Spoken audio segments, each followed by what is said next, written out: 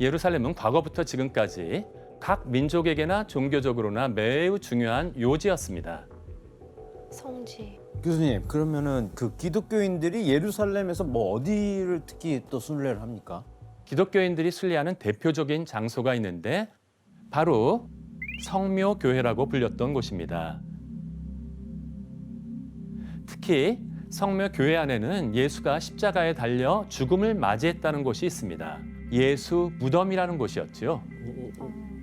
당시 기독교인들은 예루살렘에 가서 이곳을 순례하는 게 평생의 꿈이자 자랑일 정도였습니다. 죄 때문에 신의 벌을 받는 거를 가장 무서워했던 때가 바로 중세시대였기 때문에 예루살렘 성지를 찾아가서 죄를 스스로 씻어내는 과정이 꼭 필요했다라고 생각하게 된 것입니다. 그러면 구원받는다고 생각을 한 거죠. 그렇죠. 신부님, 네. 그 예루살렘이 네네. 기독교인들에게 중요한 이유가 또 있나요? 그럼요. 중세 신학자들의 말을 빌어서 얘기하면은 이제 세상에 이제 종말이 왔을 때, 종말이 시작된 장소, 그리고 나중에 최후의 심판 때, 그때 예수님께서 다시 오실 장소, 이렇게 중세 시대에는 생각을 했던 것 같아요. 그래서 예루살렘에 한번 갔다 오면 하느님 곁, 신의 곁에 가장 가까이 있을 수 있으니까. 그래서 예루살렘에 다 열심히 가려고 노력했던 것 같습니다. 신부님 저희 다녀오셨죠? 저는 아직 못 갔습니다. 예, 이게 사실은 예루살렘은 예루살렘이 불러야 갈 수 있다는 표현이 있어요. 예, 우리가 갈 수 있다고 해서 갈 수 있는 게 아니고 시간과 장소 이런 모든 조건들이 맞아야 되잖아요. 그래서 우와. 예루살렘이 우리를 초대한다는 표현이 있습니다. 진짜 성스러운 곳이구나. 또한 예루살렘은 이슬람인들에게도 아주 중요한 곳이었습니다.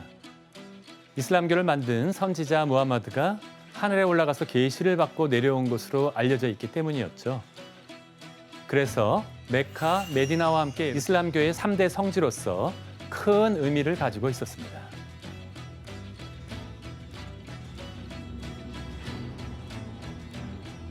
그래서 너무나 중요한 나머지 예루살렘을 누가 차지했든 자유롭게 왕래하면서 오히려 공존이 가능했던 것이죠. 하지만 예루살렘의 평화로운 공존은 중세 시대부터 깨지고 말았습니다.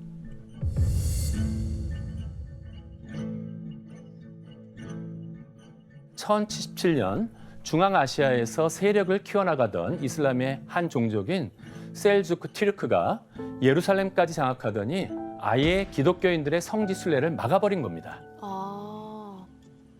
기독교인들에게 대표적인 순례지였던 예루살렘을 더 이상 갈 수 없게 되자 기독교인들의 입장에서 볼 때는 정말 청천벽력 같은 일이었던 것입니다. 그런데 기독교인들을 향한 이슬람 세력의 위협은 여기서 끝나지 않았습니다.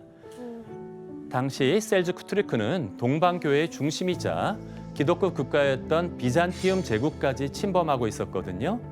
결국 비잔티움 제국은 서유럽 국가들에게 지원군을 요청하기에 이르게 됩니다. 비잔티움 제국의 지원군의 요청을 받아들인 이가 있었는데요. 바로 당시 교황 우르바노 2세였습니다.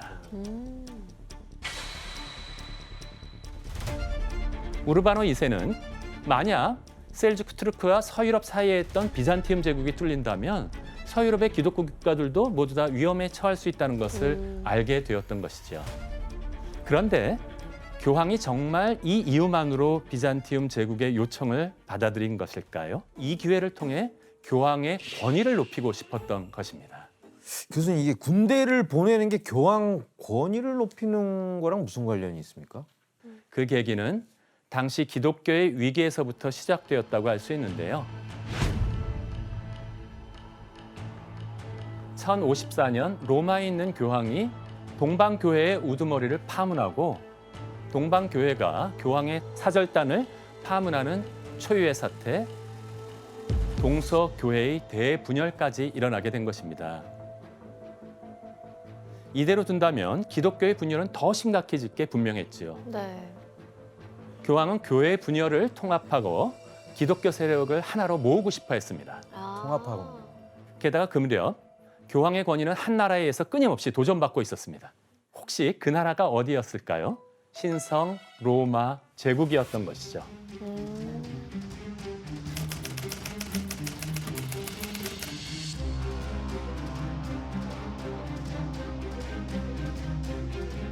당시 신성로마 제국은 이탈리아 북부와 남부까지 차지하면서 교황의 권위에 호시탐탐 도전장을 내밀고 있었습니다. 교황은 기독교에서 가장 높은 권위를 가진 존재였지만 그만큼 자신의 권위에 도전하는 세력들을 물리쳐야 될 과제도 가지고 있었던 것이었죠. 교수님 그러면 비잔티움 제국이 교황에게 도움을 요청한 게 교황 입장에서는 오히려 기회일 수도 있겠네요. 네, 맞습니다. 교황은 이 기회를 이용해서 비잔티움 제국을 도와서 기독교 국가들을 위협하는 이슬람 세력도 몰아내고 교황 자신의 권위도 높이면서 기독교까지 통합할 수 있는 효과를 누리게 됩니다. 결국 교황은 자신의 뜻을 사람들에게 납득시키기 위해 연설에 나섰습니다. 이게 바로 1095년 프랑스 남부에서 이루어진 클레르몽 공회라고 합니다.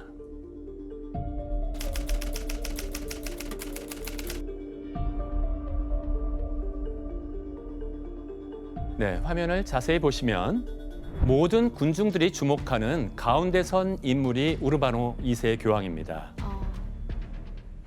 교황은 수백 명의 성직자와 귀족 그리고 군중 앞에서 연설을 시작했습니다. 그들은 교회를 파괴하고 있습니다. 신의 왕국을 약탈한 것입니다.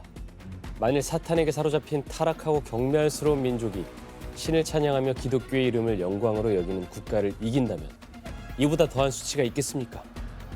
고로 이교도들과의 전쟁, 즉 나설 가치가 있는 전쟁, 마땅히 승리로 끝내야 할 전쟁에 부디 출정하십시오. 전쟁을 부추기고 있는 연설이네. 그죠? 그렇죠. 네. 교황의 연설을 듣던 이들은 이슬람 세력 아래서 고통받는 형제들을 구원하고 성지들을 되찾아야 한다면서 흥분했습니다. 아, 그 연설에 감동했나 봐요. 네. 그래서 교황이 연설을 마쳤을 때 군중들은 이렇게 외쳤다고 합니다. 데우스 로 불트, 데우스 로 불트. 이것은 하느님이 그것을 원하신다라는 뜻인데요. 지금 교황님의 연설의 분위기가 굉장히 달아올랐나 봐요. 맞습니다. 우리가 사실은 지금 현대를 살아가기 때문에 그런데 중세 시대에는 신중심 사회. 맞아요. 그때 하느님의 그 중요한 땅을 빼앗기고 있는 상태라고 생각해 보시면 그 좀 이해가 쉽습니다.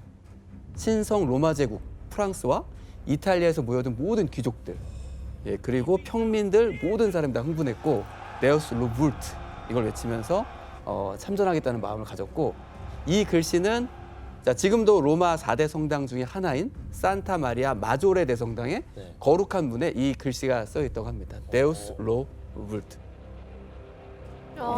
데우스 로불트라는 글씨가 써 있습니다. 진짜 써있네. 이렇게 신의 이름을 앞세워서 예루살렘 성지 탈환 임무를 맡은 군대가 바로 오늘의 주인공들 십자군입니다.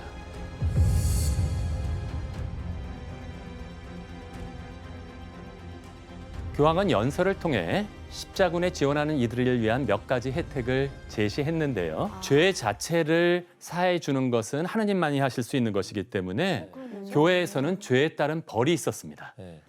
근데 그 이제 죄와 벌에 대한 차이를 좀 간단하게 설명드리고 싶은데 사실은 우리가 동네에서 야구하다가 네. 유리창 깰 수 있잖아요. 네. 그러면 그 유리창 주인이 괜찮아, 용서해줄게. 이건 용서는 죄의 용서를 받은 거고. 네. 그래서 죄의 사함은 이것은 하느님의 영역이고 아, 벌. 근데 벌이 남아 있어요. 엄마가 와서 유리창을 갈아줘야 돼. 아. 그러니까 이제 우리가 죄에 따른 그 행위들이 있는 거예요. 그래서 대사라고 칭했습니다. 벌을 없애준다. 요 개념으로 이해하시면 돼요. 네. 그런 거구나. 네네네네. 죄와 벌이 다른 거군요. 다릅니다. 예. 오. 그래서 종교 개혁 시대가 되면 이것이 면벌부, 면벌부. 벌을 씻어주는 형태로 판매가 되었었지만 아직까지 십자군 시대 때는 그러한 규정은 없었기 때문에 그런 걸 미리 좀 네, 교황이 그러한 방향으로 모든 죄를 사해 줄 것이며 또한 십자군에 참여했다가 만일에 죽는다면 하늘에서 불멸의 보상, 구원을 받을 것이라는 약속도 추가로 서비스로 공헌이 되기도 했죠. 느낌이 오세요? 패키지로 모든 죄에 대한 벌을 면하고 이 모든 것들이 다 그들에게 갈 수 있다는 서비스가 좋으시네요. 패키지 상품이네. 아주 후하셔. 패키지 상품. 그래서 신에게 죄를 처벌받지 않는다는 것만으로도 십자군 전쟁에는 꼭 참여하는 것이 의미가 있었죠. 그러니까요. 지원자가 엄청나겠는데요. 그렇죠. 거기에다가 이번에는 많은 떠돌이 설교사들이 합세해가지고 유럽 방방곡곡에다가 교황의 메시지를 빠르게 전파하면서 십자군의 참여 열기를 부추겼습니다. 이때 이들을 전쟁터로 이끈 대표적인 떠돌이 선교사가 한 명 있었습니다. 바로 은자 피에르라고 하는 인물이었습니다. 신부님도 은자 피에르 어떤 인물인지 알고 계신 거예요? 솔직히 얘기하면 아직까지 비밀에 쌓여있는 인물이기도 해요. 미스테리하구나. 그러니까 허풍쟁이다. 우리로 얘기하면 가짜다. 뭐 선동꾼이다 이렇게 얘기하는데 실제로 이 은자 피에르가 얘기했던 내용 중에 악령을 자기는 쫓아내는 힘을 가지고 있고 그다음에 신의 편지를 받았다. 아이, 그리고 나는 모든 사람의 병자들의 병을 고칠 수도 있다라고 해서 선동을 했어요. 그래가지고 많은 사람들이 야, 저 사람이 그런 능력이 있다면 성자다라고 해서 십자군 그 운동에 또 선동을 했어요. 교수님 그러면 은자 피에르가 어떤 방식으로 사람들을 부추긴 거예요? 그가 대체 뭐라고 외쳤는지 지원 씨가 한번 읽어주시겠어요? 좀 교활하게 읽어주셔야 돼요. 프랑스의 모든 제후들 앞에서 신의 음성이 내게 명령하시기를 그들은 각자 고향을 떠나 성묘를 경배하러 가야 하며 예루살렘을 이교도의 손에서 해방시키기 위해 모든 열정과 정력을 쏟아야 함을 선언하라 하셨습니다. 그렇다면 은자 피에르의 설교를 들은 군중들은 어떤 반응을 보였을까요? 가야죠. 할거 선동 당할 것 같은데요? 예, 아까 교황님 설교보다도 더 열광하면서 이번에는 귀족과 성직자는 물론 농부들까지 생업을 팽개치고 전쟁에 뛰어들었습니다. 그가 혼자 모은 십자군 인원만 해도 약 1만여 명이 넘을 거라고 추측되고 와. 있습니다. 그러니까 처음에는 십자군이 뭐 기사단이 아니라 일반 민중도 굉장히 많았던 거네요. 네, 처음에는 오히려 민중들로부터 시작해서 이런 것들이 퍼져나가기 시작했는데요. 교황의 연설과 떠돌이 선교사들의 열정적인 방금 들으신 것처럼 하나님의 명령으로 선교 결과로 1096년 성지를 되찾기 위한 원정길에 나섰습니다. 바로 제1차 십자군 전쟁이 시작된 것입니다. 와. 아니 지금 다들 지금 기진맥진해. 지쳐 보이는데요. 뭐 제대로 된 갑옷도 없는 사람들이 있고 애기들이랑 같이 가는데요? 여성들도 있고 피난길 같아요. 피난길. 피난길이지, 저게. 피난 행렬 같아. 네, 앞에 나귀에 타고 있는 인물이 바로 은자 피에르입니다. 그리고 그 뒤에 군복도 갖춰 입지 않은 채 남루한 차림으로 행군하는 이들이 바로 십자군에 나선 이들이었다라고 하는 것이었죠. 근데 이게 십자군이라고 하면 좀 약간 위풍당당하고 갑옷 다 챙겨 입은 그런 걸 생각했는데 맞아요. 너무 예상했던 모습이랑 달라요. 그렇죠. 네, 여러분들은 멋진 갑옷을 입고 방패를 든 기사의 모습을 상상하는 것이 너무 당연했고, 하지만 제1차 십자군 전쟁을 위해 제일 먼저 떠난 이들 중에 절반 이상은 군사 훈련을 받아본 적이 없는 평민들이 많았지요. 그래서 이 사람들을 가리켜서 민중 십자군이라고 부르게 되는 것입니다. 더더군다나 손도끼라든지 돌, 농기구, 네. 나무 막대기 이런 것을 들고 간 사람들이 제대로 싸울 리가 없었죠. 지저분한 복장, 배고픔에 굶주린 거짓대와 같은 모습이었는데요. 약간 오합지졸이었겠다. 그를 모르는 이들도 많았기 때문에 예루살렘이 도대체 어디에 있는지도 모르고 앞 사람들이 떠나가는 길을 그냥 따라가기 시작했다라고 하는 것입니다.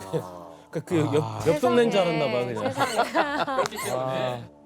그렇기 때문에 도중에 커다란 성이나 이런 것들을 만나게 되면 저기가 어디냐고 그러고 저기가 예루살렘이냐고 도대체 얼마나 먼지도 모르고 그저 앞 사람들만 따라가기 시작했다라고 하는 것이었죠. 지도도 없었을 때니까. 그럼에도 불구하고 결국에 민중 십자군은 헝가리를 거쳐서 돌고 돌아서 드디어 콘스탄티노플에 도착하게 되었습니다. 도착을 했네, 어떻게. 베이사 씨, 이 민중 십자군에 얽힌 에피소드가 또 있어요? 네, 이제 아까 보시다시피 워낙 골지 같은 그런 이제 모습이어가지고 비잔틴 제국 근처에 왔을 때 국경문을 열어주지도 않았대요. 이제 국경문을 열면은 뭔가 너무 위험할 것 같다는 그런 판단을 내렸었죠. 좀비들인 줄 알았겠는데. 그랬겠네요. 그래서 그들은 이들을 빨리 전쟁에 내보내야 된다라고 생각했습니다. 황제는 배를 이용해서 민중 십자군을 이슬람 세력이 있는 영토로 내보냈고요. 하지만 제대로 먹지도 쉬지도 못한 채 이슬람 땅으로 건너온 민중 십자군은 어떻게 되었을까요? 몰살당했겠죠. 결국 대부분의 사람들이 몰살당했고 일부는 항복해서 노예로 팔려갔고 처음에 콘스탄티노플에 다가왔을 때는 총 10만 명이나 되었는데 콘스탄티노플로 돌아올 수 있었던 사람은 3천 명에 불과했습니다. 그럼 교수님 이게 1차 십자군 전쟁 끝이에요 이게 이렇게? 그랬으면 아마 방송도 하지 않을 것 같은데요. 그죠? 뭐가 더 은자가 제일 궁금해요. 어떻게 됐어요? 네. 저 때문에 다 저렇게 된 거 아니에요? 네. 그래서 민중 십자군이 실패했을 무렵 본격적으로 여러분들이 궁금해하시는 무기와 장비를 갖춘 또 다른 십자군도 출정 준비를 마쳤습니다. 여러 가지 무기와 도구를 가지고 성을 공격하는 이러한 십자군을 바로 정규 십자군이라고 부르는데요. 프랑스와 이탈리아의 시칠리아 등에서 살던 유력한 영주와 귀족들이 이 군대를 이끌고 있었던 것이죠. 그러니까 이 정규 십자군이 우리가 알고 있는 그 십자군인 거죠, 이들이. 네, 맞습니다. 우리가 영화라든지 매체에서 많이 보았던 정규 십자군들의 모습이고요. 정규 십자군은 동물의 가죽이나 뿔, 그리고 특히 금속으로 되어 있는 사슬 갑옷을 입고 있었습니다. 이 옷은 움직임이 다소 둔탁하지만 적의 칼에는 잘 베지 않는다는 장점을 가지고 있었고요. 투구도 한번 봐주시면 초창기의 투구는 윗부분만 반구형이나 원추형으로 되어 있고 코 부분을 덮는 가드가 있었기 때문에 머리와 얼굴의 중앙부는 잘 보호할 수 있었던 것입니다. 여기에다 더해서 영주나 귀족들은 면으로 된 천을 두르기도 했는데요. 부유할수록 여기에다 비단으로 만든 십자가를 덧대었고요. 이때 방패 역시 자신이 소속된 가문과 가문의 문장과 십자가를 새겨 넣기도 했었던 것입니다. 이렇게 콘스탄티노플에 집결한 정규 십자군은 약 6만여 명에 이르렀습니다. 오. 그런데 비잔틴 제국의 황제는 정규 십자군의 규모도 몇천 명이 아니라 6만 명이 왔다는 모습을 보고 나서 불안한 마음을 감추지 못했습니다. 그래서 이들이 딴 마음을 품을까 봐 걱정해서 비잔티움 제국의 황제는 정규 십자군과 한 가지 협약을 맺게 되는데요. 자신들이 군비를 대주는 조건으로 예루살렘으로 가는 도중에 얻게 되는 땅은 비잔티움 제국에 돌려줘야 한다는 약속을 요구했던 것입니다. 십자군은 땅에 대해서는 욕심 내지 않겠다고 선언했습니다. 그런 다음 예루살렘을 향해 드디어 진군을 시작했지요. 1097년에 콘스탄티노플을 떠나서 현재 튀르키예의 땅의 이즈니키라고 불리는 니케아라는 도시로 향했습니다. 그리고 7주간의 공격 끝에 십자군은 니케아 점령을 눈앞에 두고 있었습니다. 베이사 씨, 그 십자군이 이 니케아를 어떻게 공격한 거예요? 이제 이슬람군은 이제 성벽을 단단하게 수비하고 있었거든요. 근데 그때 십자군은 이슬람군이 있는 성문을 열기 위해서 사람들에게 공포를 주기 위해서 엄청난 작전을 썼어요. 사실 이거 약간 좀 짠인한데요. 이슬람 사람들의 한 200명을 머리를 잘라가지고 대포처럼 안으로 날리는 거예요. 네, 그래서 사람들이 그때 엄청난 공포를 느꼈던 소름 끼쳐. 네, 이렇게 공포를 일으키면서 거의 점령할 수 있을 것이다라고 생각하는 바로 그 순간. 근데 점령 바로 직전에 십자군보다 먼저 성벽에 깃발을 꽂은 이들이 있었습니다. 누구였을까요? 비잔티움 군인들? 기가 막히게 맞추셨는데요. 바로 비잔티움 제국들이 너무나 황당하게 니케아 성의 이슬람인들과 약속을 맺어서 그만 항복을 받아내고 비잔틴기를 갖다가 꽂아 놓아 버렸다라고 하는 것이었죠. 근데 비잔티움은 십자군하고 같은 편 아니에요? 뭐 하는 거예요, 이게? 당연히 같은 편이기 때문에 너무나 또 황당한 일이 벌어진 것인데요. 무슨 일이에요? 비잔티움 제국과 십자군은 서로를 믿지 못했던 것 같습니다.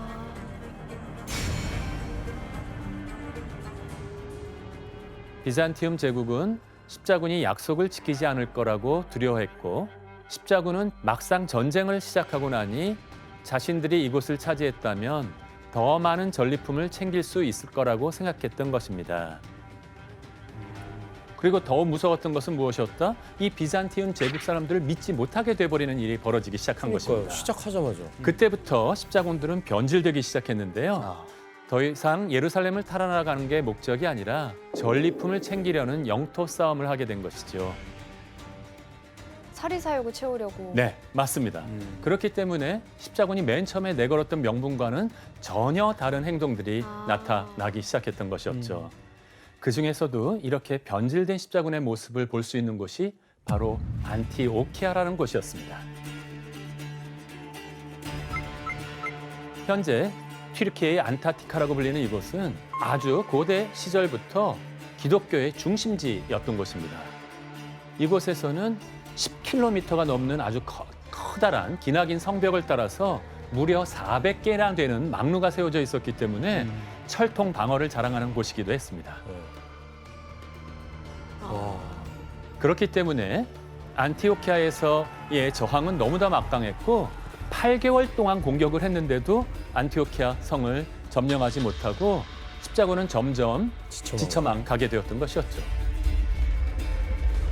이곳을 차지할 야심을, 이 땅을 차지할 야심을 가지고 있던 한 귀족이 독단적으로 작전에 들어갔습니다.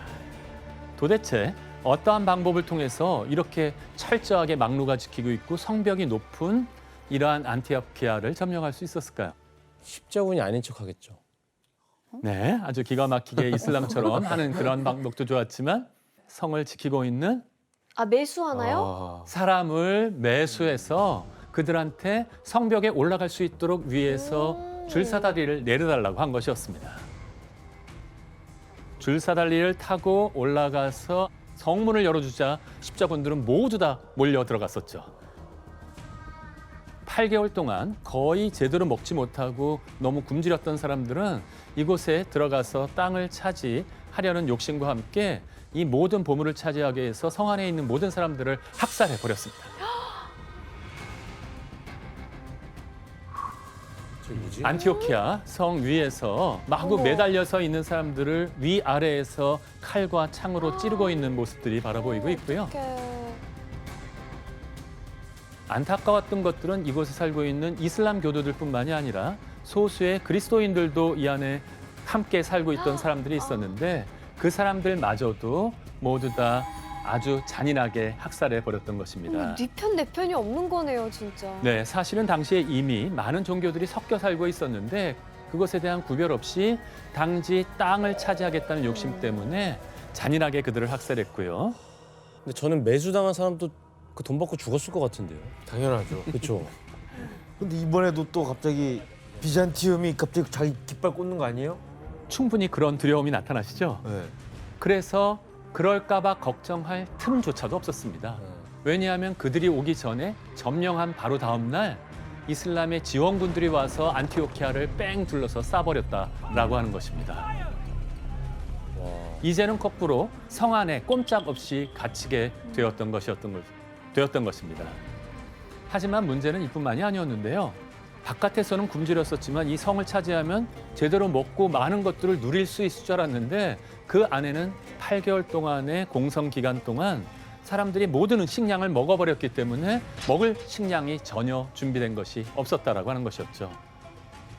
이제 굶어 죽게 되는 이러한 사건이 되어서 십자군의 사기는 땅에 떨어져 버렸습니다. 그런데 이때 침체된 십자군의 분위기를 반전시킬 수 있는 사건이 일어나는데요. 먼저 모두 놀란 표정을 짓고 있고 바로 여기서 발견된 것이 롱기누스의 창이라는 물건이었습니다. 이게 왜 유명해졌냐 하면 찔렀지. 한 로마 군인이 가서 옆구리를 창으로 찔렀을 때 피와 물이 여기서 흘러나왔다는 내용이 성경에 나오고 있습니다. 저는 이거 좀 의심이 많이 좀 되네요. 아니 냄새가 많이 네. 나네. 저렇게 깊이서 파지도 않았을 것 같아요. 그죠?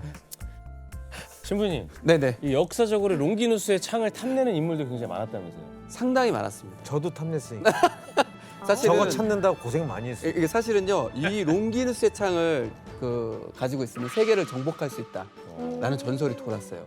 그래서 우리가 잘 알고 있는 프랑스의 나폴레옹이 요거를 또 찾으러 다녔고, 그리고 또 실제로 찾은 사람도 있습니다. 누구였냐면은 우리가 잘 알고 있는 독일의 히틀러.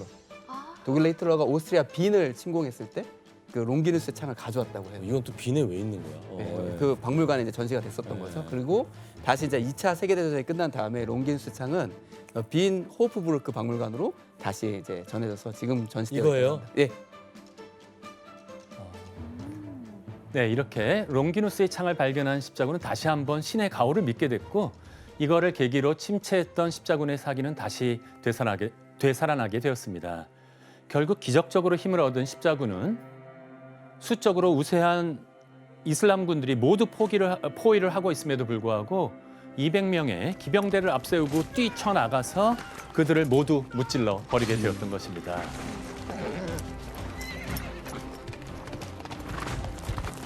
그렇지만 이들에게는 아직도 해결되지 않은 어려움이 하나 있었습니다.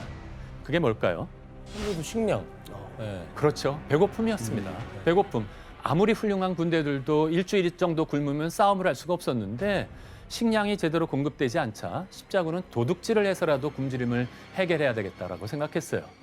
안티오키아를 중심으로 안티오키아에서 나와가지고 사방으로 돌아다니면서 닥치는 대로 주변 지역을 약탈하기 시작했고요.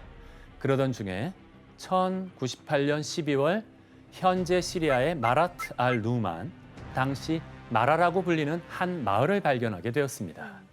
십자군은 이곳에서 끔찍한 악행을 벌였는데 어떤 짓을 저질렀는지 당시의 기록을 혜성 씨가 한번 읽어주시겠어요? 어떤 자에 의하면 그들은 식량 부족 때문에 어쩔 수 없이 이교도 중 어른들은 솥에 넣어 삶고 아이들은 꼬챙이에 꿰어 불에 구워 먹었다. 난 이것을 말할 때 몸서리가 쳐진다. 우리의 백성 대다수가 가혹한 굶주림에 미쳐버려 죽은 이슬람인들의 엉덩이에서 살점을 잘라내어 요리했다. 아직 살점이 불에 충분히 익지 않았는데도 야만적으로 먹어치우기 시작했다. 아니 지금 식인을 했다는 거예요? 그렇죠. 맞습니다. 배고픔을 참지 못하고 마라 사람들의 시신까지 훼손해서 인육을 먹어버리게 되었던 것이었죠. 시부님 근데 이거 사실 이게 식인을 한다라는 이 행위는 뭐 이거 종교를 떠나서 이게 인간적으로 이 문제에 대해서 십자군 내에서의 뭐 반발 없었어요? 뭐 십자군 안에서도 이런 일들을 당연히 지적했겠죠. 이게 아무리 그래도 사람이 사람을 먹을 수 있냐 이런 문제에 대해서. 그래서 심지어는 어떻게 했냐면 이슬람인들의 시체들을 성 밖으로 이렇게 다 내보내고 거기서 시체를 불태워버렸다고도 합니다. 그래야지만 사람들이 더 이상 인육을 먹지 않을 테니까. 그래서 그런 조치도 있었던 걸 보니까 십자군 내에서도 이 문제들이 대단히 심각했던 문제다. 진짜 너무 극한적이었네요. 네, 맞습니다. 네, 저도 그만 말씀드리고 싶지만 십자군의 반응은 여기서 끝이 아니었습니다. 또 다른 기록에 따르면 이슬람 교도들의 시신을 톱으로 잘랐다는 이야기도 나오고 있습니다. 그 이유가 무엇인지 지원 씨가 한번 읽어주시겠습니까? 그들은 시신들을 톱으로 잘랐다. 시신의 뱃속에 숨겨진 비잔티움 화폐들을 이따금 발견하곤 했기 때문이었다. 당시 십자군 사이에는 이슬람 교도들이 십자군에게 약탈당하지 않기 위해서 먹었어요? 자신이 가지고 있던 금화를 삼킨다는 소문이 있었습니다. 그거 찾으려고요? 그거 찾으려고 그들이 금화를 먹었을까 봐 이것들을 찾기 위해서 이미 죽은 사람들의 배를 가르는 일까지 저질렀다는 것이었죠. 게다가 십자군은 이교도들, 즉 이슬람인들을 없애버리는 것을 자신이 뭐라고 생각하고 온 것이냐면 신이 원하는 일이라면서 자신의 행동을 갖다가 정당화하기까지 했던 것입니다. 이미 완전히 마비되어 버린 상태에서 이성을 잃어버린 십자군들은 이곳에서 20여일간 머무르면서 무려 8천여 명의 마라 시민들이 학살되었다고 추정됩니다. 십자군은 예루살렘을 되찾기 위한 전쟁을 나섰지만 배고픔 앞에서는 이제 원칙도 없고 기준도 없고 약탈하는 존재로 바뀌게 되어버린 것입니다. 선생님 이제 궁금한 게 근데 예루살렘은 도대체 언제 도착하나요? 거의 다 왔는데 족인데. 네, 드디어 1099년 6월 십자군은 마침내 최종 목적지 예루살렘에 도착했습니다. 와, 드디어 가나요?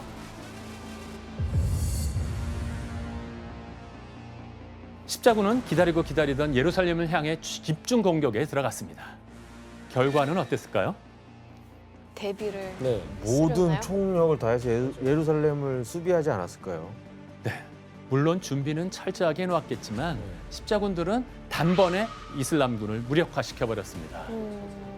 그리고 드디어 그렇게 원하던 예루살렘 땅을 탈환하는 데 성공했었던 와, 것이었죠. 이제 탈환을 했구나. 하지만 십자군들은 예루살렘을 점령하자마자 또 신의 이름을 앞세워서 이슬람인들을 잔혹하게 학살하기 시작했습니다.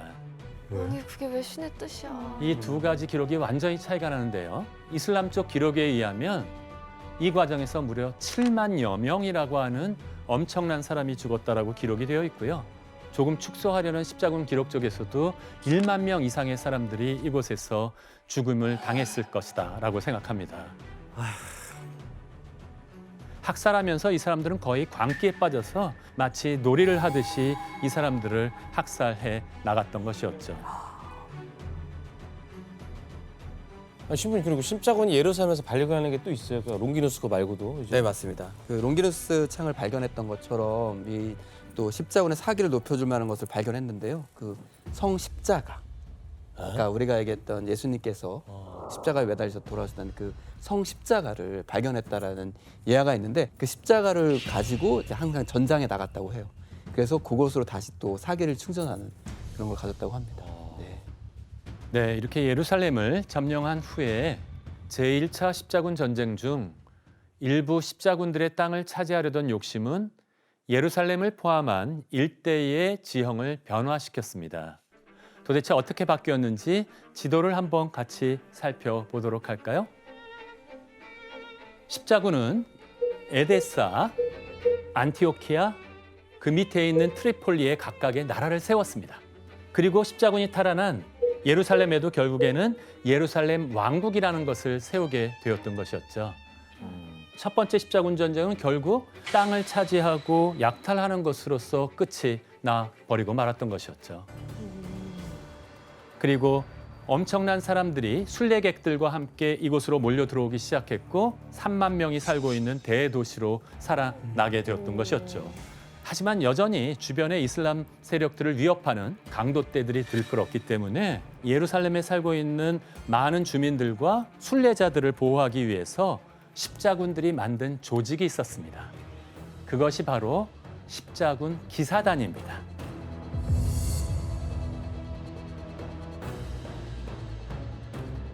어딘가 만화책 어디서 많이 보신 것 같죠? 굉장히 답답하겠어요. 책에서 많이 봤죠. 네, 답답하겠어요. 가장 왼쪽에 이 사람들을 템플 기사단 또는 성전 기사단이라고 부르는 것입니다. 예루살렘의 순례객들을 지키는 대표적인 기사단도 기도를 하고 있다가 적들이 쳐들어오면 가서 싸움을 하는 것이었기 때문에 이들은 두려움을 모르기도 하고 또한 싸움도 잘할 뿐만이 아니라 신심도 깊어서 가장 강력한 기사단이 되었습니다. 그리고 자신들의 재산을 보호해주겠다는 어음이라는 걸 만들어서 유럽에서 거의 최초로 금융업을 발전시킨 것도 바로 이 템플 기사단이었다라고 하는 것이었죠. 그리고 그 옆에는 독일의 기부단체들에서 중심이 되어서 예루살렘을 지키러 온 튜턴 기사단이라는 사람들이었고요. 이들 역시 수도자들로 구성돼 가지고 이교도들을 때로는 색출해서 잡아들이기도 했고 그러면서 예루살렘을 무력으로 지켜나가는 역할을 하게 되었던 것이었죠. 신부님 이 템플 기사단 그리고 튜턴 기사단 네. 들어가는 조건이 좀 까다로웠어요. 어떻게 우리 신부님 지금 템플 기사단 아니에요? 저는 좀 칼이 없습니다. 칼이 없어도 네, 칼만 없고 수도 수도자는 똑같아요. 예. 그러니까 수도자의 기본은 이제 복음 삼덕이라고 해서 성빈, 정결, 순명을 약속해야 합니다. 이 세 가지를 지키면서 살아야 됐기 때문에 항상 머리와 수염 같은 거를 단정하게 깎아야 됐고 그 다음에 또 건강을 챙겨야 되잖아요. 그래서 고기도 잘 챙겨 먹고 그래서 남들보다 또 수명이 좀 길었다고 하고요. 튜천 기사단은 얼마나 엄격했냐면 그 목욕도 하면 안 된다라는 그런 조항도 있었대요. 야 근처에 가면 안 되겠네. 진짜. 그래서 튜천 기사단이 나타나면 냄새가 난 거예요. 와, 그래서 아 지금 튜천 기사단이 오고 있다 이런 것도 알고 있었다고 합니다. 냄새로. 와, 야. 목욕까지 금지.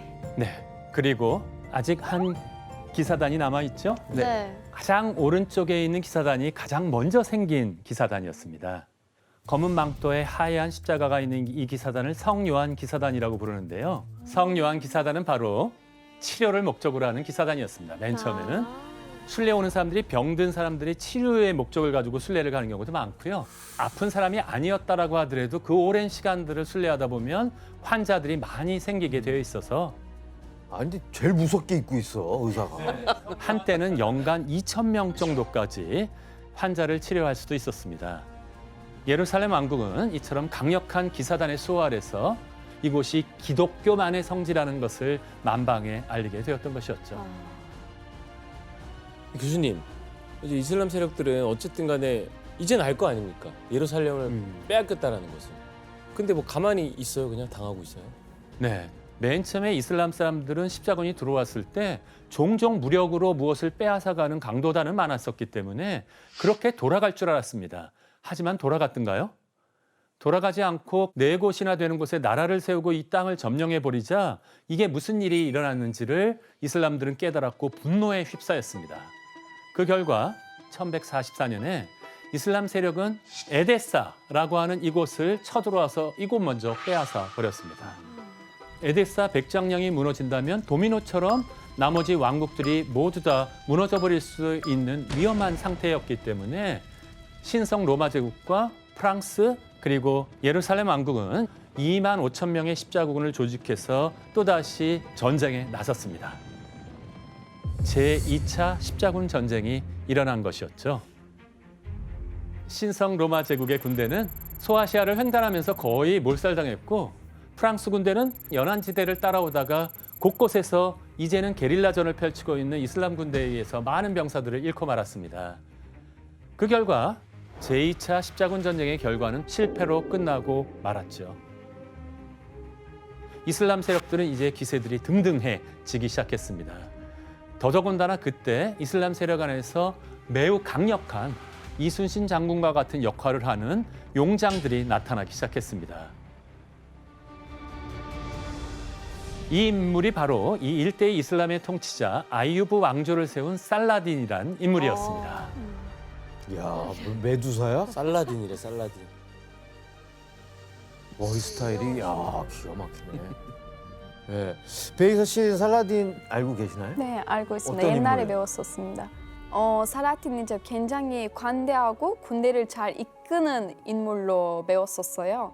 그리고 살라딘이 가장 잘하는 곳은 무기를 개량하는 곳이었는데 그 대표적인 무기가 그리스의 불이라는 무기였었어요. 그리스의 물은 물 속에서도 타는 물덩이에요. 물속에서도 탄다고요? 근데 얼마나 센지 한번 묻으면 물이 잘 고지지 않았대요. 그리고 제조 방법은 아직도 지금까지 미스터리라고 하고 있습니다. 와. 네, 살라딘은 이러한 기술뿐만이 아니라 당시의 높은 이슬람 문화를 십자군 전쟁에 활용하기 시작했고요. 1174년 이집트의 통치권을 지닌 살라딘은 점점 거대한 이슬람 제국을 건설해 나갔습니다. 당시 그가 정복한 땅이 어느 정도였는지 지도를 한번 보도록 할까요? 어마무시하죠? 와. 이곳에 있는 이집트로부터 출발해서 예루살렘, 다마스커스 이 모든 것을 차지했기 때문에 트리폴리라고 하는 작은 지역을 빼놓고는 모든 것들을 점령하게 되었던 것입니다. 진짜 넓다. 살라딘은 예루살렘까지 손에 넣기 위해서 1187년에 1만 2천 명의 기병대를 동원해서 예루살렘을 향해 진격해 나가기 시작했습니다. 뭐 시간 움직이는데 다 먹었는데 그렇죠. 지금. 바로 같은 해에 살라딘은 예루살렘을 아주 손쉽게 정복해 버렸습니다. 다시 뺏겼네요. 그렇다면 예루살렘 점령 소식을 들은 교황은 가만히 있었을까요? 가만히 안 있죠. 또 십자군을 파병해야죠. 네, 다시 보면서. 여러분도 걱정하시는데 다시 파병했습니다. 3차가요? 이제 3차. 예, 3차 아니 무슨 아파트 준공도 아니고 이제 몇 차까지 있는 거예요? 8차가 마지막이에요? 확실해요? 8차, 네. 8차. 바로 교황 그레고리오 8세는 새로운 십자군 파견을 위해 신성 로마 제국과 함께 잉글랜드와 프랑스에 요청했습니다. 이번에 교황의 요청에는 프리드리히 1세 그리고 필립 2세 프랑스의 왕도 참여했고 그 다음 분을 아실 것 같은데요. 사자의 심장을 가졌다는 잉글랜드의 리처드 1세였습니다. 리처드 왕은 대부분 모든 삶을 거의 전투 현장에서 보냈다고 해요. 그래서 그가 얼마나 용맹했는지 마치 사자의 심장을 가진 듯한, 그래서 사자심 왕이라고 불렸고요. 그리고 또 재밌는 것은 이 사자심 왕이라는 이름을 그 영국 사람들이 지어준 게 아니고 이슬람 사람들. 얼마나 용맹하고 지략이 좋고 잘 싸웠는지 리처드 왕 이름을 오히려 더 이슬람에서 지어줬다고 하는 이야기도 있습니다. 싸워본 사람들이 아는 거죠. 그렇죠. 네. 그리고 또 리차드 왕의 어떤 그 이야기는 또 그 로빈 훗이 좋아했던 왕이 바로 이 리차드 왕이 되겠습니다. 네, 이 세 인물이 주축이 돼 1188년 예루살렘을 되찾기 위한 원정군이 조직됐습니다. 제3차 십자군 전쟁의 시작이었죠. 야, 교수님들 이제 3명의 왕들까지 이렇게 나섰으니까 이 앞에보다 훨씬 더 세졌겠는데요. 물론입니다. 네. 세 나라의 왕들은 재빨리 각각 루트를 나눠서 예루살렘을 향해 진격했습니다. 그중에 가장 먼저 원정길을 떠난 사람은 신성 로마 제국의 황제 프리드리히 1세, 프리드리히 바르바로사였는데요. 육로를 통해 진격하면서 승승장구하던 프리드리히 1세는 그만 강을 건너다가 강에 빠져서 물에서 익사를 해버리고 말게 되었던 것입니다. 그럼 남은 저 두 왕들은 어떻게 되나요? 그들의 운명은? 그나마 다행히도 프랑스의 필리프 2세와 잉글랜드의 리차드 1세는 이슬람 세력의 땅인 아크레라는 곳에 도착했습니다. 이곳에서 2년간 아크레에서는 이슬람 세력과 계속 전쟁을 하고 있었거든요. 전쟁을 하고 있던 이들한테 갑자기 필리프 2세의 프랑스 군대와 리처드 1세의 잉글랜드 군대가 합류하게 되자 이슬람 세력과 싸워서 압승을 거두게 되었던 것입니다. 하지만 십자군의 승리는 계속 이어지지 못했습니다. 왜죠? 왜였을까요? 뭔가 잉글랜드와 프랑스 내분이 또 생겼나요? 손을 안 잡는구나 쉽게. 서로 단합이 막 안 되는 너무 거야. 정확하게 맞추고 계신데요. 프랑스와 잉글랜드의 두 왕은 십자군 참여하기 전부터 싸우고 있었습니다. 서로 전쟁을 벌이고 있었는데 프랑스. 교황이랑 신성로마 제국 황제가 억지로 화해시켜서 이곳으로 왔는데 형제가 같은 없어. 편에서 싸우고 있으니까 이게 잘 조화가 될 일은 없었죠. 프랑스의 왕 필리프 2세는 아크레에서 승리를 거두자마자 나 참전 서약 지켰어. 나 제대할 거야. 그리고 전쟁을 다 끝내버리고 돌아가 버렸습니다. 와. 그렇다면 이제 남아있는 인물은 딱 한 한 명이죠. 명. 누가 남았죠? 리차드 킹. 그렇습니다. 리차드 1세는 이제 예루살렘으로 계속해서 진격해 나갔고 아주 뛰어난 승리를 거뒀고 여러 부대들을 기가 막히게 다스릴 수 있는 그러한 역할을 하고 있는 탁월한 왕이었지만 여기서 또 문제가 발생하게 됩니다. 프랑스 왕이 어떻게 되었었죠? 아크레에서 잽싸게 싸움하는 척하고 돌아가 버렸죠. 네. 돌아가서는 로빈 후드에 나오는 좋은 왕한테 연락을 해서 니네 형 가서 싸우고 있으니까 죽었을지도 모르니까 우리끼리 영국의 왕의 자리를 빼앗자라는 얘기를 했었던 거예요. 그 소식이 들어오게 되자 리처드 1세는 살라딘과 급히 협상을 시작했습니다. 십자군은 점령했던 땅을 살라딘에게 돌려주는 대신 이슬람 세력의 예루살렘 지배를 인정해 주었습니다. 그럼 예루살렘에 이제 어느 정도 평화가 왔겠네요. 네, 평화가 왔고 리차드 1세는 협상을 마치고 급히 잉글랜드로 귀국하고 말았습니다. 다시 돌아갔구나. 근데 이 문제가 이런 경우에 이 약속한 두 사람들이 나중에 없어져 버리면 이 약속이 유효하지 않게 되잖아요, 항상. 맞아요. 맞습니다. 이후 26년 동안만 기독교 순례자들은 평화롭게 예루살렘을 방문할 수 있었습니다. 제1차 십자군 전쟁으로 예루살렘을 힘겹게 탈환한 십자군은 제2차 십자군 전쟁 이후 예루살렘을 다시 이슬람 세력에게 빼앗기게 되었죠. 제3차 십자군 전쟁이 끝났을 때는 적어도 기독교인들의 성지 순례는 가능해졌습니다. 제4차 십자군 전쟁을 시작한 건 바로 이 인물, 교황 인노첸시오 3세였습니다. 인노첸시오 3세는 전쟁 시기였기 때문에 1198년에 30대의 나이에 교황으로 선출되었습니다. 진짜 젊으시다.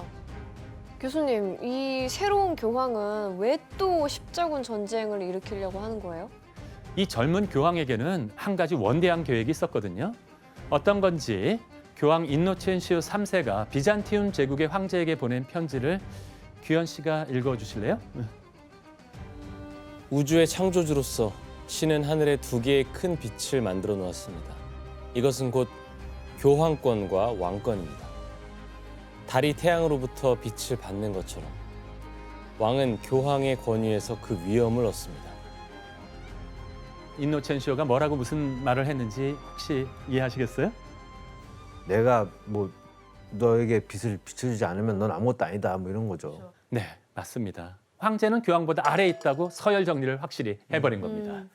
교황의 인노첸시오 3세는 이처럼 자신이 신의 대리자이고 국가의 통치 권력을 자신의 발 아래 두려 했습니다. 아, 그럼 교황권을 다시 이렇게 세우려고 한 거네요. 강화. 네, 신의 대리자를 통해서 국가의 법률과 명령을 내리는 신정 정치를 실현할 야심을 가지고 있었던 것이었죠. 교황의 신정 정치의 계획 중 하나가 바로 예루살렘 재탈환이었습니다. 게다가 1193년 살라딘이 죽은 이후에 이슬람 세력 역시 분열을 다시 갈라졌기 때문에 뛰어난 지도자가 사라지자 교황은 이때가 적기라고 생각했습니다. 그래서 기독권에 있는 세력 전체가 동원돼서 이전 십자군을 능가하는 대규모 십자군을 만드는 게 새로운 교황의 목표였습니다. 근데 교수님 전쟁을 일단 또 하려면 뭐 교황의 힘만으로는 버겁잖아요. 뭐 왕들도 도와줘야 되고 군대도 있어야 되고 할 텐데 네, 뭐 어떻게 어떤 방법을 했나요, 이 교황? 여러분들이 왕이라면 그렇게 이번에 교황이 부른다고 또 네 번째인데 또 그렇게 기꺼이 나설 수 있었을까요? 아니죠. 또 조건을 내걸었겠죠? 조건이 있어도 직접 나서기는 힘들 것 같은데 전쟁. 맞습니다. 교황의 명령에 왕들은 내켜하지 않았습니다. 그동안의 경험상 십자군에 들어가는 돈이 어마어마했던 것이었죠. 결국 예루살렘을 통치했던 마지막 왕의 동생과 함께 프랑스의 일부 영주들만이 예루살렘 재탄환 임무를 완수하기 위해서 나섰습니다. 그런데 전쟁은 시작부터 문제점을 드러냈습니다. 첫 번째 문제는 바로 원정의 첫 목적지가 예루살렘이 아니라 이집트였다는 사실입니다.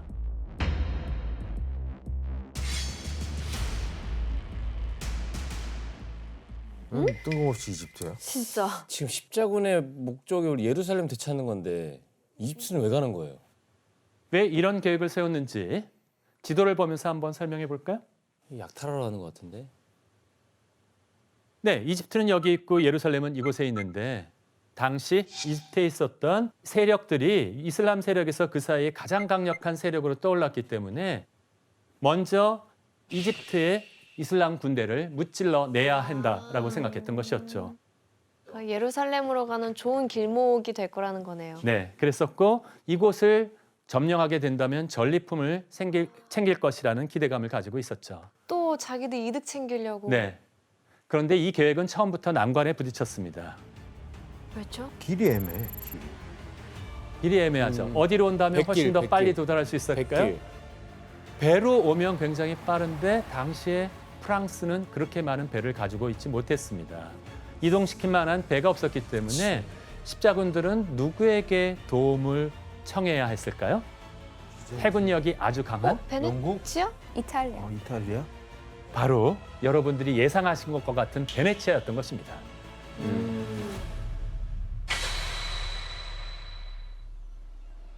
당시 베네치아는 아시아와의 무역으로 후추나 보석을 수입해서 유럽에 판매하는 나라였어요. 선박을 만드는 노하우가 많은 나라라 십자군을 이동시키는 일을 맡기에는 적절했었죠. 오. 근데 교수님 베네치아가 그냥 갑자기 그냥 순순히 도와주겠다고 나선 거예요? 자기네들이? 장사꾼들이 그럴 리가 없겠죠. 뭔가 또 네, 거래가 뭔가 꿍꿍이가 있는데 이때 베네치아의 최고 지도자 에니코 단돌로라는 인물이 한 가지 제안을 했습니다. 애니콜? 십자군에게 1년치의 식량과 충분한 선박을 제공해 주는 대신에 프랑스 왕실 수입의 2배에 해달하는 85,000 쾰른마르크를 지불하고 전리품을 동일하게 나눌 것을 요구했습니다. 아, 5대5로. 네, 5대5. 만약 여러분이 십자군이었다면 이 제안을 거절할 수 있었을까요? 근데 근데 가야 당장 되니까. 급하니까. 당장 돈이 급하잖아요. 네, 맞습니다. 일단 그건 나중에 생각하고 일단 갈 것 같네요. 네, 한시가 급한 십자군은 역시 이 제안을 거절하지 않고 그대로 받아들였습니다. 그런데 배를 통해 이집트로 떠나게 한 그 계획에 또 문제가 생겼습니다. 본래 3만 3천 명 정도 모병할 계획이었는데 추락 날짜에 모인 십자군을 세어보니까 3분의 1밖에 되지 않은 1만 명만 모이게 된 것입니다. 이 숫자를 가지고 십자군이 약속했던 베네치아에게 약속했던 돈을 지불할 수는 없었지요. 이렇게 되면 베네치아가 이 상태에서 배를 그냥 내주면 손해보는 장사 아닐까요? 그렇죠. 베네치아는 십자군을 날아다 줄 배를 만들기 위해서 상업 활동까지 중단하고 나라에 온 힘을 쏟아서 배를 만들고 있었거든요. 베네치아로서는 손해가 이만저만이 아니게 된 것이었죠. 어떻게 해야 되냐? 베네치아인들이 불만이 극에 도달했을 때 엔리코 단돌로는 십자군에게 빚을 갚을 수 있는 해결책을 제시했습니다. 당시 헝가리의 지배를 받는 자라라고 하는 이 도시가 있는데 지금의 크로아티아의 자다르라고 하는 항구 도시입니다. 자라는 베네치아와 번번이 부딪히면서 이 지중해의 무역권을 가지고 다투고 있었는데요. 네. 베네치아에게는 눈의 가시와 같은 존재였습니다. 그런데 엔리코 단돌로는 자라를 굴복시키는 전쟁을 십자군이 도와준다면 채무 기간을 연장해 주겠다라고 제안해 온 것이었습니다. 이 자라라고 하는 도시는 헝가리에 속해 있는 도시였고요. 그렇기 때문에 같은 기독교를 믿고 있는 땅이어서 이곳을 쳐들어가는 데는 꺼리낌을 가지고 있었던 것입니다. 같은 편이니까. 당연히. 네, 이때 여러분이 십자군이라면 어떤 결정을 내렸을 것 같으세요? 베네치아를 치죠. 저라면 아무리 봐도 지원 씨가 계셨으면 십자군의 모습은 완전히 달라졌을 텐데 당시에 4차 십자군에는 그렇게 뛰어난 지도자는 없었던 것 같습니다. 근데 이 십자군 원정이 이미 본래의 목적에서 많이 변질됐잖아요. 네. 그러니까 사리 사욕을 위해서라면 자라를 침공했을 것 같아요. 네, 맞습니다. 혜성 씨의 말씀대로 십자군은 놀랍게도 베네치아의 제안을 받아들였습니다. 빚을 갚지 않으면 십자군은 이집트는커녕 바다에 한 발짝도 내디지 못한 상황 통해서 되돌아가야 될 텐데 전쟁에 나갈 배는 없지, 배를 타려면 빚은 갚아야지, 병사들은 불만을 가지고 있지, 결국 기독교 국가를 침공할 수밖에 없게 된 것이었습니다.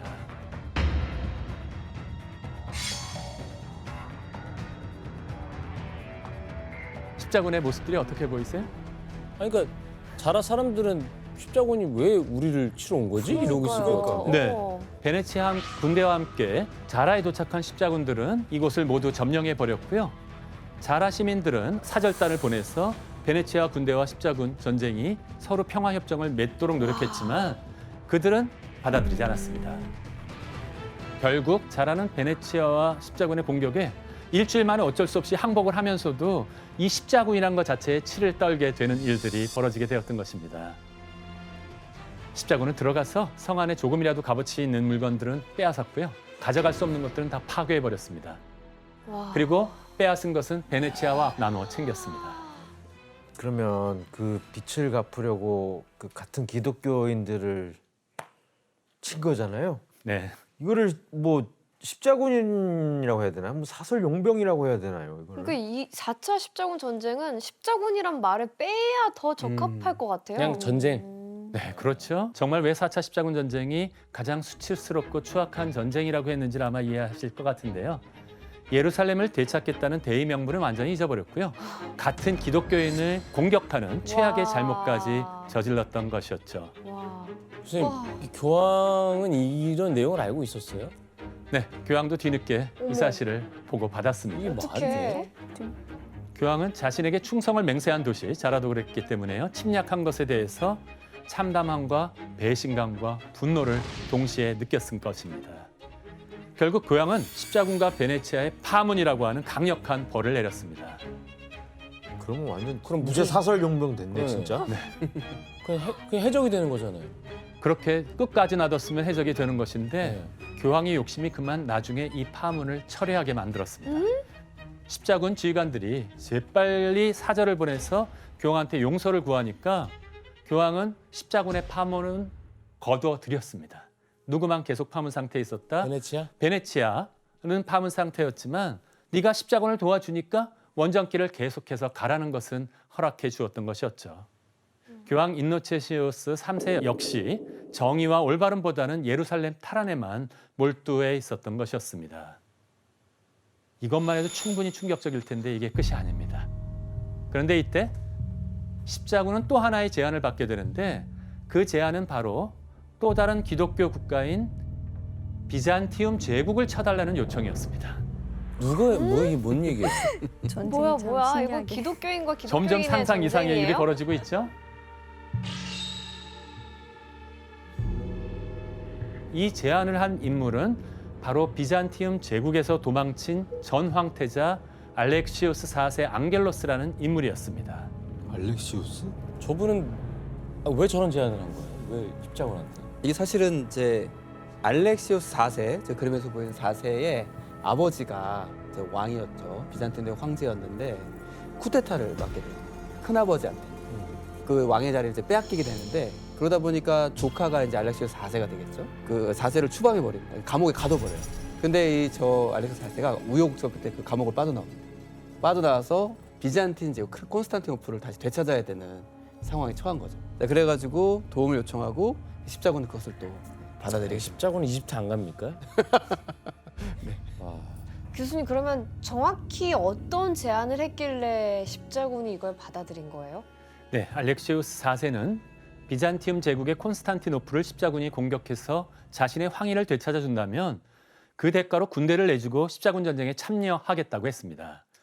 게다가 성지에 비잔티움 제국의 기사를 상주시키고 십자군에게 은화 20만 마르크를 지불해 주겠다고 했죠. 결정적으로 동서로 분열되는 동방교회의 대표주자인 콘스탄티노플 교회를 서방교회의 수장인 교황에게 복종시키겠다라고까지 약속을 했던 것입니다. 그러면은 좋아할 수 있겠다 교황이. 물론 반대 세력의 이탈도 있었어요. 이것은 도대체 안 되겠다, 양심상. 하지만 다수의 십자군은 이 제안을 받아들였습니다. 처음 십자군 전쟁을 시작하게 된 계기였던 비잔티움 제국을 이번에는 십자군이 역으로 치기로 한 것입니다. 와 이슬람 교도들도 되게 웃겼겠다 이 상황이.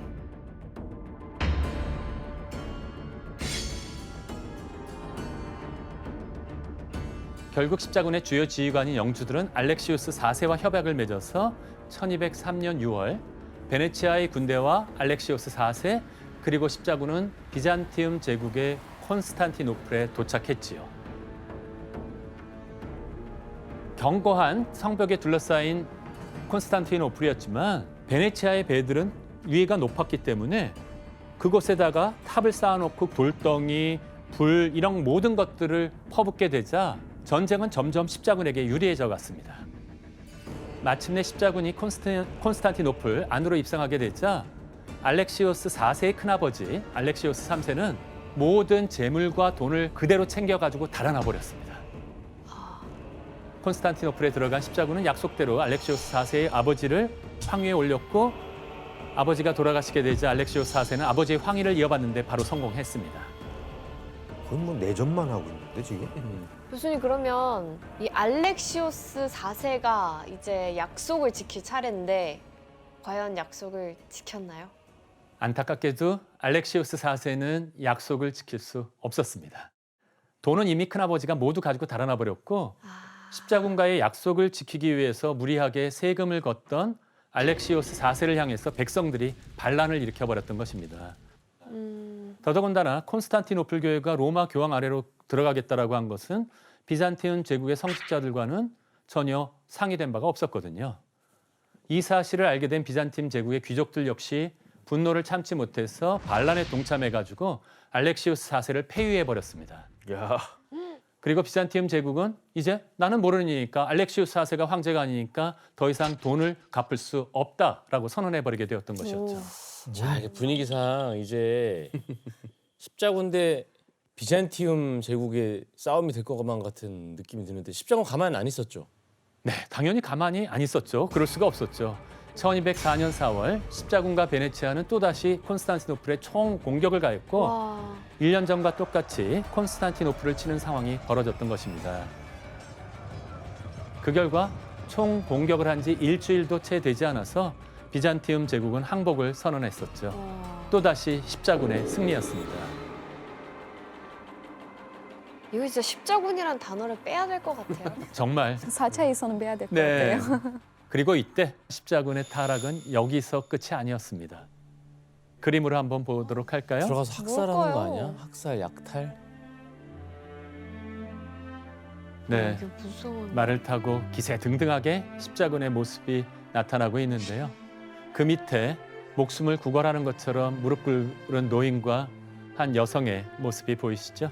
아, 그리고 오른쪽을 보면 한 여성이 곧이 다 찢어진 채 아주 고통스러운 모습이 보이고 있습니다. 어, 당시 기록에 따르면 거리 위의 말발굽이 모두 피로 젖을 정도로 십자군은 잔인한 학살을 계속했고요. 게다가 매춘부를 불러다가 에? 최고 성직자의 자리에 앉게 한 다음에 노래와 춤을 추게 하면서 성전을 모독하는 일까지 벌이고 말았습니다. 말도 안 돼. 아니 신부님 이게 콘스탄티노플에서 십자군 한 일이 이뿐만이 또 아니라면서요? 더 있어요? 네, 십자군들이 그 콘스탄티노플에 들어가서 거기는 귀족들을 좀 내쫓아야 됐던 것이 있어요. 그리고 그들이 가지고 있었던 어떤 좋은 것들, 전리품들을 가져오는데 그래서 그때 뺏었던 유물들 중에서 되게 유명한 유물들이 아직까지 베네치아에 남아 있긴 한데요. 그 중에 또 유명한 것이 이제 성 마르코 성당에 있는 4마리의 청동상 그것이 있고 그 다음에 또 제단 장식인 팔라도르 속에 있는 금판과 에메랄드 이 모든 것들을 그때 가져왔다고 합니다. 와. 십자군이기 전에 그들도 신도 중에 한 사람들 아니에요? 그러니까 근데 어떻게 저게 가능하지? 저게 다 약탈물이었구나. 십자군의 네. 약탈물. 교수님 근데 이제 교황도 뭐 경고도 하고 했지만 또 이 소식을 들었겠죠? 네, 이제는 못 들어주는 척하는 거 아니에요? 야 이제 못 모르는 들어주겠다 야. 교황 역시 한 번은 십자군을 봐줬지만 2번을 봐줄 수는 없었습니다. 십자군의 소식을 들은 교황은 자신의 명령대로 이집트로 가지 않고 콘스탄티노플을 짓밟은 십자군을 향해 저주를 퍼부었습니다. 그대들이 마음을 둔 것은 하늘의 재물이 아니라 땅의 재물이었다. 온 세상이 보는 앞에서 그대들은 방탕과 간음과 매춘에 스스로를 버렸다. 그대들은 유부녀와 과부, 심지어 신에게 헌신하는 여성들과 처녀들까지도 범했다. 이는 악마의 행각으로 그대들이 점령한 세계 전체가 그대들을 저주한다 해도 그리 놀랄 일이 아니다. 네, 십자군 전쟁은 교황마저도 손쓸 수 없을 정도로 망가진 본질을 잊은 전쟁으로 전락해 버리고 말았죠. 그럼 그들을 이제 뭐 어디로 뭐 방향성을 지시해주는 교황도 손을 놔버렸으면 이들의 목적지인 예루살렘은 뭐 가긴 가는 거예요? 가지도 않았습니다. 그러니까 교황 가지. 인네치엔시우스 3세는 십자군이 적어도 이런 죄를 지었다라고 해도 아마도 예루살렘을 향해서 그곳을 다시 점령했다면 또 봐줬을지도 모르는 일이지만 이미 제어불능 상태가 돼버린 십자군은 말도 듣지 않았습니다. 대신에 십자군은 콘스탄티노플 주변에다가 라틴 제국이라는 자신의 나라를 세우고 나서 약탈을 계속해 갔던 것입니다. 제정신이 아닌데. 그냥 도적인데? 그 결과 서방 교회에 대한 동방 교회의 불신이 어떻게 되었을까요? 너무 커져갔고 그렇죠. 동서 교회의 분열은 더 이상 화합할 수 없을 만큼 거리가 멀어져 버리고 말게 되었던 것이었죠. 이렇게 같은 진영인 기독교인들만 공격했던 제4차 십자군 전쟁은 엉망진창에다 처참했던 전쟁을 끝내게 되었던 것이었습니다. 진짜 이게 엉망진창이 맞는 것 같은데 네. 그 십자가에 도움을 줬던 베네치아는 어떻게 됐나요? 네. 베네치아는 십자군과 함께 비잔티움 제국을 점령한 다음에 제국의 8분의 3에 해당되는 방대한 영토를 획득했습니다. 그리고 이 영토를 기반으로 해서 그때부터 베네치아는 지중해의 해상 강국으로 떠올랐습니다. 교황의 의도와는 달리 제4차 십자군 전쟁의 최우승자는 십자군도 기독교 세력의 확장도 아닌 누구만이었다? 베네치아만이 그렇게 되었던 것이었죠. 이득 본 건 베네치아네요. 네, 그렇죠. 이후에도 십자군 전쟁은 1217년부터 반세기가 넘도록 무려 4차례나 더 계속되었습니다. 교수님 그럼 십자군은 이후로 한 번도 예루살렘 차지하지 못한 거예요? 모든 전쟁의 광기 속에서도 조금 다른 생각을 하는 사람도 나타났습니다. 제5차 십자군 전쟁 당시에 바로 프란치스코라는 수도자이자 성직자가 전쟁을 막기 위해서 등장했습니다. 프란치스코는 무기가 아니라 평화로운 포교를 통해서 예루살렘을 재탈환해야 한다고 주장했습니다. 그래서 그는 목숨이 위협받을 수 있음에도 불구하고 당시에 예루살렘을 점령했던 이슬람 지도자를 찾아가서 연설을 하기 시작했습니다. 그 연설을 듣고 있었던 이슬람군들은 모두 분노해서 그들을 죽이려 했지만 이슬람 지도자는 의외의 결정을 내렸습니다. 바로 프란치스코에게 예루살렘에 가서 성묘 교회에 가서 활동을 할 수 있도록 허락을 내주었던 것입니다. 바로 그때부터 무려 700년 동안 지금도 그의 뜻을 받아서 프란치스코 회라고 하는 수도회가 예루살렘의 성묘 교회에서 머무르면서 기독교 순례자들을 맞는 전통을 이어오고 있습니다. 지금도 진짜 단비 같은 인물이시네요. 네. 자, 약 200년에 걸친 기나긴 십자군 황당한 전쟁은 이렇게 허무하게 끝나버리고 말게 되었습니다. 진짜 8차까지 했는데 결국 예루살렘 찾지도 못하고 사람들은 죽이고 약탈하고. 결국 십자군 전쟁의 실패는 유럽 권력의 지형을 뒤바꿔 놓았습니다. 교황은 예전처럼 강력한 힘을 가지기는커녕 완전히 추락해 버렸고요. 대신에 왕권이 강화되면서 각각의 왕과 누가 아까 가장 이익을 보았나요? 베네치아의 상인. 상인들이 이익을 보았기 때문에 왕과 돈을 가진 상인들의 권위는 높아졌습니다. 그리고 이때 십자군 전쟁에 대한 벌이었을까요? 그 다음부터 유럽에는 기근이 들이닥치게 되고 페스트라는 질병이 유럽의 3분의 1을 죽여나갔고요. 맞아. 이후 100년 전쟁을 하면서 맞아. 100년 전쟁이 끝났을 때 비잔틴 제국도 같이 멸망하고 말았습니다. 이렇게 중세는 역사적으로 사라져버렸지만 십자군 전쟁은 더 이상 종교적인 정당성을 앞세운 전쟁이나 학살도 일어나서는 안 된다는 것을 아주 분명하게 보여준 것이었죠.